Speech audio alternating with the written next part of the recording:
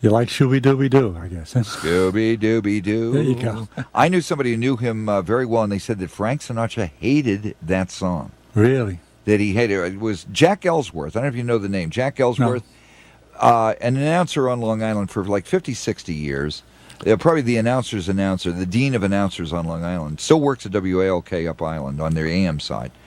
And Jack knew Frank pretty well because they were in the music and entertainment and broadcasting industry. And every time I would try to play that record on his station, it'd say, boy, you better hope that Frank Sinatra isn't listening to your program, because Frank hated recording Strangers in the Night. But he did it, and I think it's one of his signature songs. Well, you know what's sad about... I mean, for my generation, at least. What's sad about my generation, and you may be in my generation... We are. All right, well...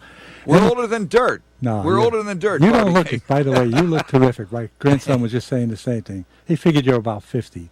Hey, thank you, Nicholas. Not bad. Thank you, Nicholas. But the whole world has changed since then. There's no question. I mean, what is sad about our generation, if you don't mind me including you, sure, is that so many talented people didn't make it. It's heartbreaking. Like I mentioned to you off the air, one of my favorite groups is the Skyliners from my town of Pittsburgh, Pennsylvania. Right. And I've met Jimmy Beaumont several times back home.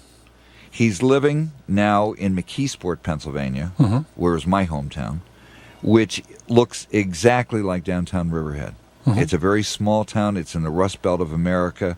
Abject poverty. Yes. And Jimmy Beaumont now he's still on a circuit, on revival concerts, but he drives a cab now. He drives a cab, and he's kind of bitter, in a way. And again, I've had some casual conversations. He said, we were kids, they'd give us $10,000 and a couple of compliments, and we thought we had $1 million in our pocket. And he's having a tough time. Jimmy Beaumont and Phil Spector, we also talked about. I heard an interview with Phil Spector on WCBS years ago. They asked him a question, who did he think had the greatest voice in rock and roll? Phil Spector said, and he never produced for him, he said Jimmy Beaumont of the Skyliners. Phil Spector thought that Jimmy Beaumont had the greatest voice in rock and roll. And here's the guy now that's driving, it's actually a senior citizen access cab. It's a cab for seniors that have to go to their doctor. And, I think he's one of the great talents. But again, this industry... is a heartbreaker. There's no conscience. What's the old expression again? For every light on Broadway, there's a broken heart. Right. Similarly, in the era of rock and roll, a lot of these kids in their teens, late teens, man, you give them $10,000. Hey, boy, I'll buy you a new car. No royalties, no nothing. I'll tell you a fair story. I'm working a club called 2000 Club, Jericho Turnpike. All right. It was called the 2000 Club. And where was that, Jericho Turnpike, where? Jericho Turnpike in Long Island. In Huntington? No, it was closer west. Oh, closer up in the city somewhere. Yeah. Okay. And it's about 2 o'clock in the morning. Last set coming up. I'm shot. I'm really shot. Sure. And this guy comes up and says, do you mind if I sing? No, do you mind if I stick my head in the oven? I mean, it was like I did not want any more guys to get up there that are drunks or sing, Sure. But all right, we're getting paid. He's a patron of the club. Sure. He gets up and he says, I want to do a couple of numbers. What would you like to start with? He said, I'll do San Francisco, the regular stuff. Right. Fine. So we back him up on it. The guy is terrific. All right. So I said, you have a fantastic voice. I said, what's your name? Johnny Bennett. He was Tony Bennett's brother. Wow. Never made it. Wow. What year was that? What year? It had to be the 80s. Wow. In fact, this Sunday, as I say, Angelo was the drummer for Tony Bennett during World War II, all through Europe.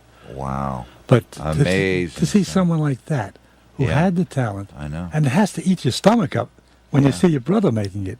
I feel that same way about Frank Sinatra Jr.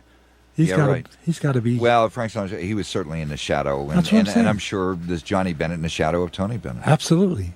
But the voice was there, the talent was there, the delivery, everything. Okay, we're going to take a little break here. You can stay till noon? Sure. Okay, good man. Is that all right with you? And I want you to get that. I want you to get that saxophone ready, because we're going to play some commercials next. We're going to let the Commercial Express go rambling through the studio. We're going to follow that with In the Chapel in the Moonlight with good old Dean Martin, and we'll be back in about 5 minutes with Bobby King co-hosting with him this morning here on the Radio Factory.